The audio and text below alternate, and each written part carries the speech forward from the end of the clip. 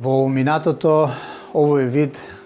беше, неговата популација беше драстично намалена, така да негде во 90-тите години и многу ретко во водите на Вардар можеше да се сретне македонска пастрмка. Денеска тоа е променето и во Вардар имаме една стабилна популација на македонска пастрмка која што континуирано се обновува. Во 2009 година почна еден проект за ревитализација на македонската пастрмка, беше финансиран од ГЕФ,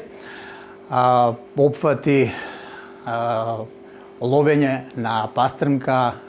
во делови каде што се уште ја имаше, значи во горните теченија на реката Треска, се ловеше во Кадина река, се направи едно матично јато,